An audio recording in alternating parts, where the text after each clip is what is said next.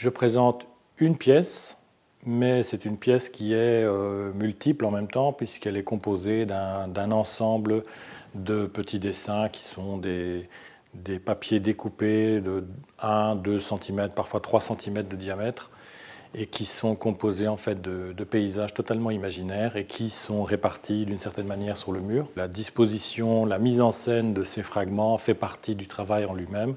Alors j'ai une pratique artistique, on va dire, véritablement engagée depuis 1996. Véritablement engagée, ça veut dire en fait que j'ai ce qu'on pourrait appeler une démarche. J'ai une sorte d'obsession dans mon travail. Cette obsession, elle est toujours présente. Elle est liée à la fois simplement sous l'aspect du terme paysage, mais en même temps, il m'est apparu très clairement, par intuition aussi, que ce n'était pas du tout la question du paysage en soi qui m'intéressait, mais plutôt de la construction du réel. Donc la construction subjective que nous faisons du réel, la projection que nous donnons sur la réalité, est un sujet qui m'est cher et auquel je tourne sans parfois trouver de réponse.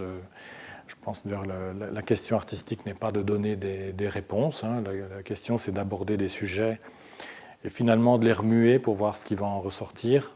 La manière dont moi je me suis approprié ce terme confetti, eh bien, c'est que j'ai une vision de ces confettis comme étant des espèces de choses extrêmement légères et fugaces, comme une espèce d'instantané, un cliché de ces confettis en l'air. Et je trouve que ça se marie pas mal avec l'idée justement que je me fais de la réalité, de la construction de la réalité. C'est que parfois on a des événements extrêmement fugaces. Vous voyez, on ne peut pas se dire je vais expliquer ce que je viens de voir maintenant, ce que je viens de vivre. Non, c'est des choses qui arrivent en continu, qui sont très fugaces, mais qui s'impriment dans notre cerveau, dans notre mémoire, et qui vont servir à construire cette réalité.